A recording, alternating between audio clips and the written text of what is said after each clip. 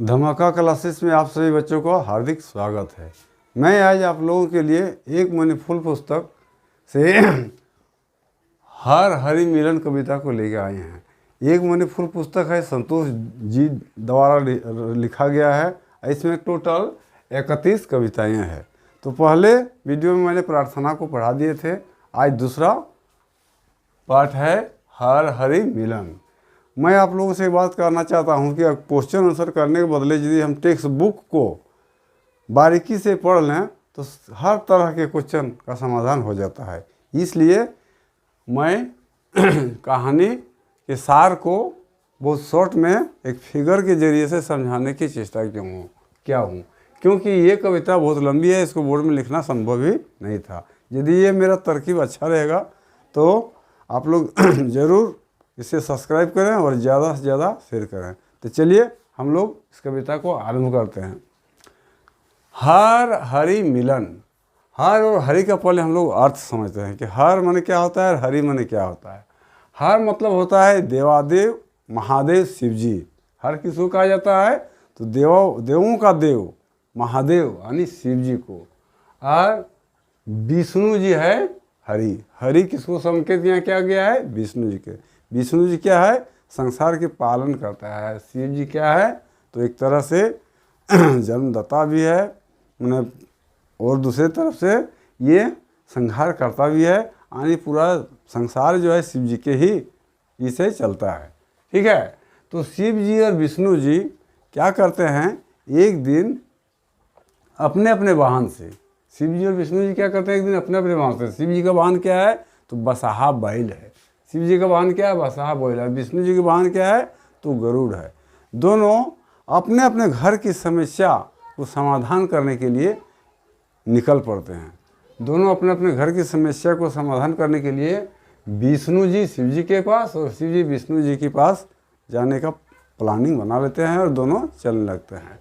विष्णु जी का वाहन गरुड़ होने के कारण वो खूब तेज गति से चलते हैं और शिव जी का वाहन बसावन से धीरे धीरे जा रहा है। दोनों का मिलन रास्ते में ही हो जाता है। दोनों को क्या होता है? दोनों का मिलन रास्ते में ही हो जाता है। वहाँ एक बरगद का पेड़, देखो तस्वीर में दिखाया गया है, वो बरगद का पेड़ है। उस बरगद के पेड़ पर क्या करता है शिव जी, मिर्ग मतलब हिरण का छाल ऊपर वाला बकला जो होता है उसको बिछा देता है, क्योंकि शिव जी मिर्ग छाल के पूरे आशिक है। और उसमें शिव जी और विष्णु जी दोनों बैठ जाते हैं, है ना। और दोनों बैठ जाते हैं और रास्ते में जब उन दोनों को भेंट होता है तो दोनों एक दूसरे को बड़ा ही सम्मानपूर्वक आदर रिस्पेक्ट करते हैं। और शिव जी बोलते हैं चलिए इसी बरगद के पेड़ के पास हम लोग बैठेंगे। और दोनों मिर्ग छाल बैठा के बैठ जाते हैं और अपना अपना समस्या का निदान जानने की कोशिश करने लगते हैं। सबसे पहले शिव जी अपना समस्या को रखते हैं। शिव जी कहते हैं कि विष्णु जी आप तो इस संसार के पालनहार हैं, इस संसार के पालन करते हैं, आप अपना कर्तव्य को कीजिए, क्योंकि मेरे घर में बहुत तरह के उलझन है, बहुत तरह के झगड़ा झमेला होता है, रोज़ कलरव होता है, क्योंकि मेरा 2 बेटा है। शिव जी क्या कहते हैं कि मेरा 2 बेटा है, एक है कार्तिक जी और दूसरा है गणेश जी। गणेश जी है, इसका वाहन है चूहा। गणेश जी का वाहन क्या है? चूहा। और दूसरे है कार्तिक जी, है ना। कार्तिक जी के वाहन क्या है तो मोर है। गणेश जी बहुत मोटा है, गोदा है। गणेश जी कैसा है तो बहुत मोटा है, गोदा है, वो काम करने नहीं सकता है। वही शिव जी कहता है कि हमारा जो गणेश है वो गोदा है और मोटा है, वो काम नहीं कर सकता है। और हमारा जो कार्तिक जी है वो बहुत पाखड़ है। पाखड़ मतलब क्या होता है? बहुत तेज तरह है। वो मोर उसका वाहन है, मोर में बैठ के घूमते रहता है। इस तरह मेरे घर का कोई काम नहीं हो पाता। मैं कितनों कोशिश करता हूँ, मेरा काम नहीं होता है। ये सब समस्याएं शिव जी विष्णु जी के पास रख रहे हैं, है ना।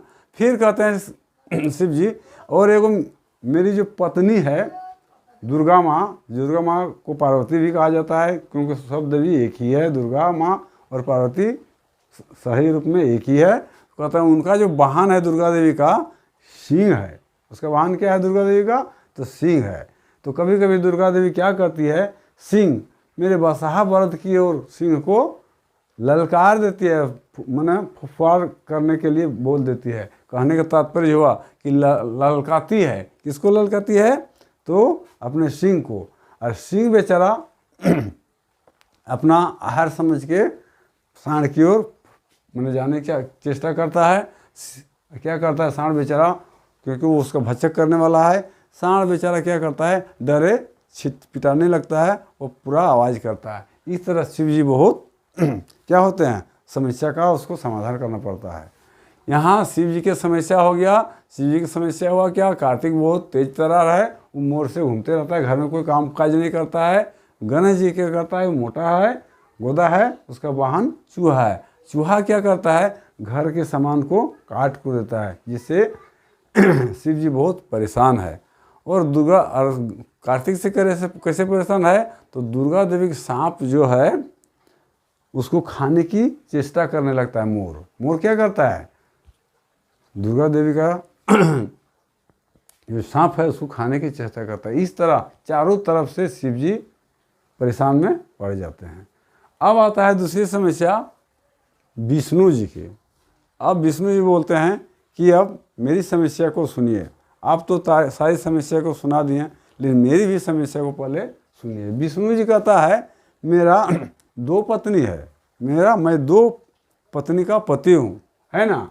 एक का नाम है चंचला यानी लक्ष्मी, और दूसरा का नाम है सरस्वती। चंचला जो है कभी स्थिर नहीं रहती है, कभी स्थिर नहीं रहती है, वो ना जाति देखती है ना पात देखती है। जहाँ नियम कायदा, जहाँ उसका रिस्पेक्ट होता है, आदर होता है, उसी के घर चली जाती है। तो उससे मैं परेशान हूँ। दूसरी है सरस्वती, वो बहुत बचाल है।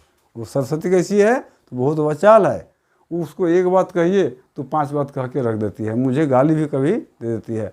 कहने का तात्पर्य है कि मैं भी अशांत हूँ, मैं भी शांतिपूर्वक नहीं हूँ।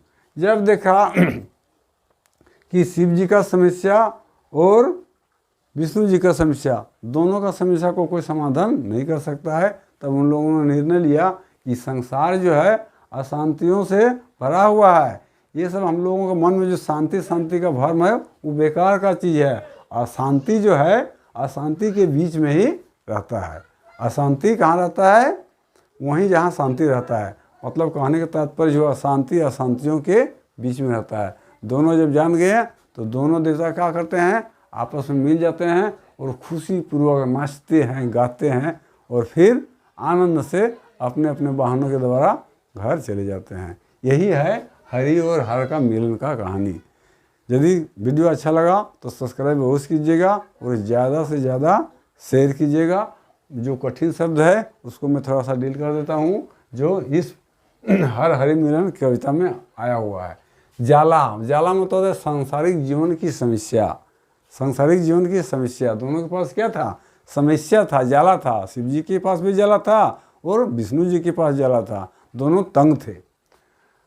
दूसरा है संभाषण। संभाषण में विनती पूर्वक अभिवादन।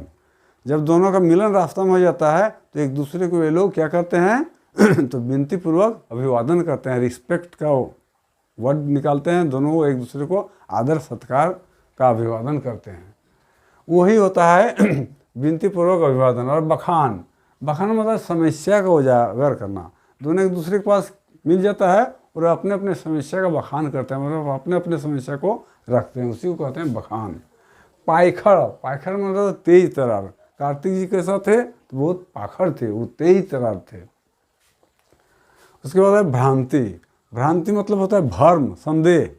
शिव जी चाह रहे थे कि विष्णु जी आराम से है और विष्णु जी चाहते थे शिव जी आराम से है। दोनों के मन में इस तरह का भ्रम था। लेकिन जब दोनों का मिलन हुआ, दोनों अपना अपना समस्या को सुनाया, तब जान गया कि संसार में सब जगह अशांति है और अशांति के बीच में ही शांति छिपा हुआ है। लीलिया में ललकारना। क्या करता है दुर्गा देवी, क्या करती है मोर जो है दुर्गा ललकार मतलब होता है क्या, ललकार मतलब होता है ललकारना, है ना। दुर्गा देवी क्या करती है, सिंह को बसाहा की तरफ ललकार देती है, मतलब उसको चिढ़ाने के लिए, शिव जी को चिढ़ाने के लिए ललकार देती है। और बेचारा बसाहा सिंह को देख के वो बहुत चिल्लाने लगता है, हल्ला करने लगता है। इस तरह शिव जी परेशान थे। तीसरा है बेसुर माने बेकार के, बेसुर है मतलब बेकार के, माने वो सांड जो है बेसुरे चिल्लाने लगता था जब सिंह उसकी तरफ झपटा मारता था। जहान, जहान माने जिंदगी, जहान माने दोनों का जिंदगी मैंने बहुत अस्त व्यस्त था। विष्णु जी समझते थे कि मेरा जहान ठीक है, और शिव जी समझते थे कि शिव जी समझते थे कि विष्णु जी का जिंदगी जहान है, और विष्णु जी समझते थे शिव जी का जीवन जहान है। लेकिन दोनों के ज़िंदगी में जहान नहीं था, अन्य दोनों की ज़िंदगी जन्म लेना बेकार था, वो सबका आनंद का रस उसमें नहीं था। अब एक शब्द है चंचला। चंचला माने होता है लक्ष्मी जी। लक्ष्मी जी को चंचला भी कहा जाता है और लक्ष्मी भी कहा जाता है। और मुखर, मुखर मतलब सरस्वती जी का। ये सब क्या है? विष्णु जी के पत्नी है। यदि वीडियो अच्छा लगा तो सब्सक्राइब अवश्य कीजिएगा और ज़्यादा से ज़्यादा शेयर कीजिएगा। जय हिंद, जय भारत।